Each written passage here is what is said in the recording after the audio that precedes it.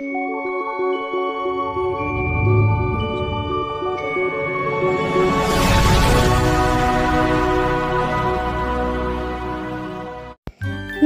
বন্ধুরা, welcome to my channel Mishtu mom চ্যানেলটিতে সবাইকে স্বাগত। আজ আমি শেয়ার করব পালং পনিরের একটা রেসিপি। একদম ধাবা বা রেস্টুরেন্টের স্টাইলে বানিয়ে দেখাবো। খুব সহজ পদ্ধতিতে বানাবো, খেতে দুর্দান্ত সুন্দর হবে। আশা করছি আপনাদেরও খুব ভালো লাগবে।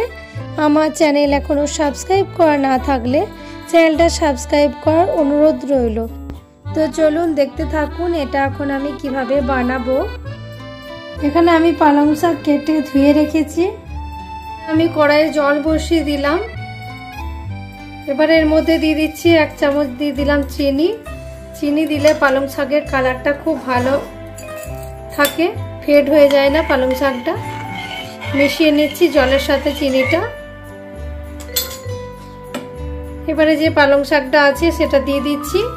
2 মিনিট মতো এটা ভাপিয়ে নেব। একটু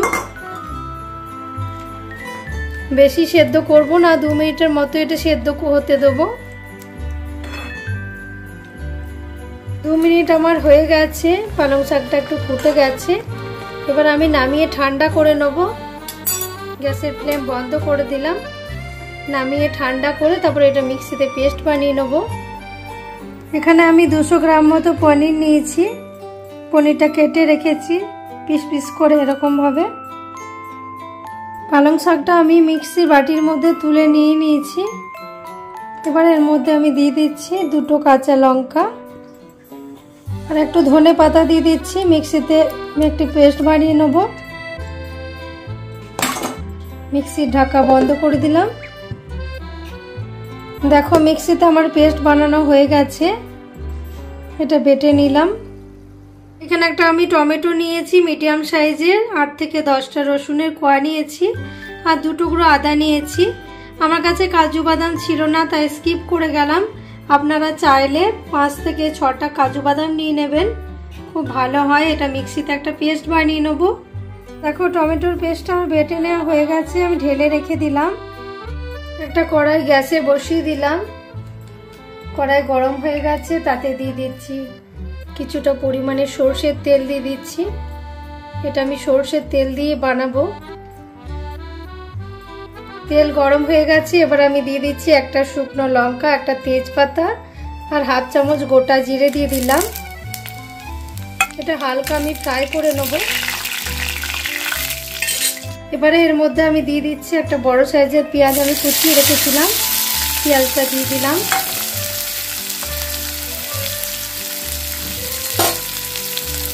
পেঁয়াজটা দেওয়ার পর ভালোভাবে এটা ফ্রাই করে নিতে হবে। পেঁয়াজটা যতক্ষণ পর্যন্ত লালচে একটু হয়ে আসছে ততক্ষণ পর্যন্ত এটা ফ্রাই করে নিতে হবে।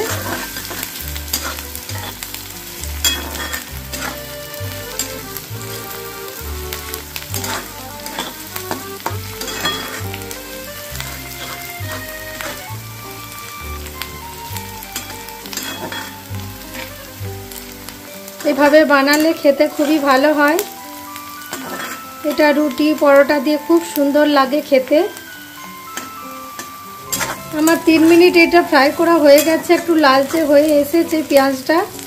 এবারে এর মধ্যে আমি দিয়ে দিচ্ছি টমেটো যে পেস্টটা বানিয়ে রেখেছিলাম ওইটা দিয়ে দিচ্ছি। টমেটো আদা আর রসুনের যে পেস্টটা বানিয়ে রেখেছিলাম ওটা দিয়ে দিলাম। দিয়ে ভালোভাবে এটা মিশিয়ে নিচ্ছি, ফ্রাই করে নিচ্ছি।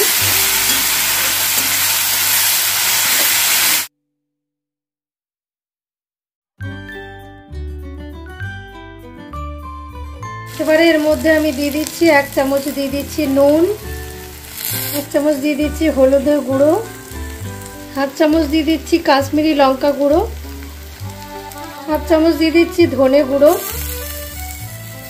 এবারে ভালোভাবে এটা ফ্রাই করে নিচ্ছি।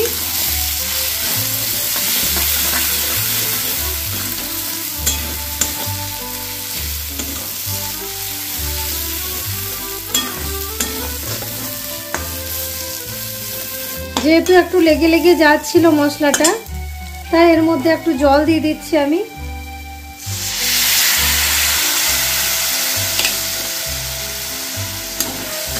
আবারও ভালো করে এটা মিশিয়ে নিচ্ছি। এবারে এটা 2-3 মিনিটের জন্য একটু ঢাকা দিয়ে দিচ্ছি আমি।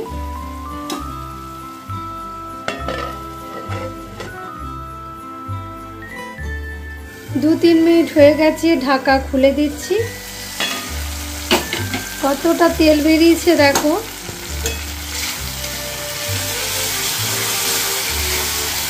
ভালোভাবে আবারও এটা মিশিয়ে নিচ্ছি,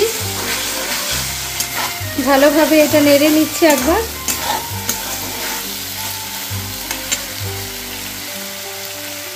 এবারে এর মধ্যে আমি দিয়ে দিচ্ছি 1 চামচ দিয়ে দিচ্ছি কেশরি মেথি, আর 1/2 চামচ দিয়ে দিচ্ছি গরম মশলা গুঁড়ো,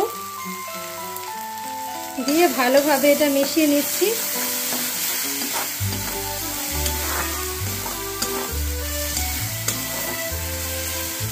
এবারে এর মধ্যে আমি যে পালং শাকটা বেটে রেখেছি ওটা দিয়ে দিচ্ছি।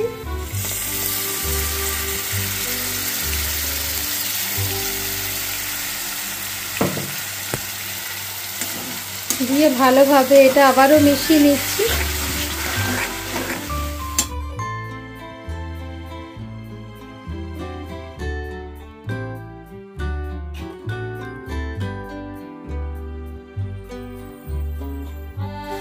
এবারে মিক্সির বাটিটা ধুয়ে আমি একটু জল দিয়ে দিচ্ছি।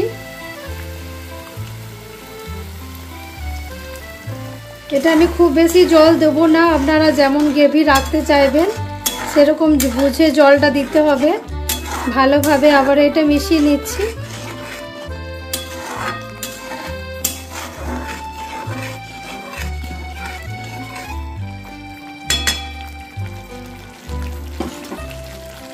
এবার এটা ঢাকা দিয়ে দিচ্ছি। 7 মিনিট এটা হতে দেবো মিডিয়াম ফ্লেমে। গ্যাসের ফ্লেম মিডিয়াম করে দিলাম। 7 মিনিট হতে দেবো। আমার 7 মিনিট হয়ে গেছে, ঢাকা খুলে দিচ্ছি।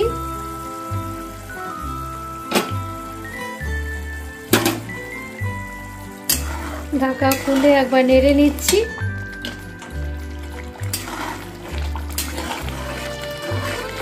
এবারে এর মধ্যে আমি পনিরটা অ্যাড করে দিচ্ছি। আপনারা চাইলে পনিরটা একটু ফ্রাইও করে নিতে পারেন, কিন্তু আমি ফ্রাই করিনি, আমি কাঁচাই দিয়ে দিই। এটা দিয়ে ভালোভাবে এটা মিশিয়ে নিচ্ছি।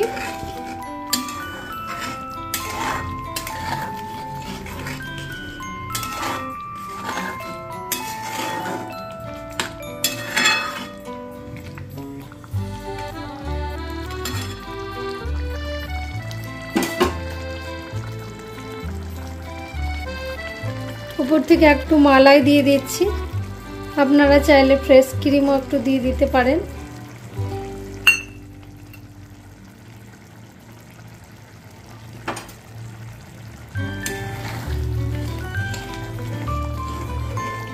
দিয়ে ভালোভাবে এটা মিশিয়ে নিচ্ছি। উপর থেকে একটু বাটার দিয়ে দিলাম। বাটার দিয়ে আবারও ভালোভাবে এটা মিশিয়ে নিচ্ছি।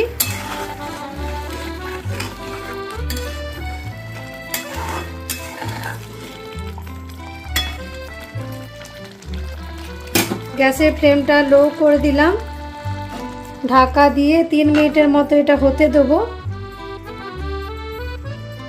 3 মিনিট হয়ে গেছে। 3 মিনিট পর ঢাকা খুলে দিচ্ছি। দেখো কি লোভনীয় হয়েছে দেখতে, কি লোভনীয় দেখতে হয়েছে দেখো। তাহলে আমার রেডি হয়ে গেল রেস্টুরেন্ট বা ধাবা স্টাইলে পালং পনির। এটা রুটি পরোটার সাথে দুর্দান্ত লাগে।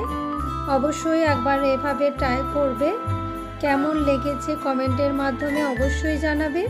যদি আমার আজকের রেসিপি ভালো লেগে থাকে প্লিজ লাইক শেয়ার কমেন্ট করে পাশে থাকবে। আবার আসছি নেক্সট কোনো রেসিপি নিয়ে। ততক্ষণে সবাই ভালো থাকবে। সবাইকে অনেক অনেক ভালোবাসা। Bye bye.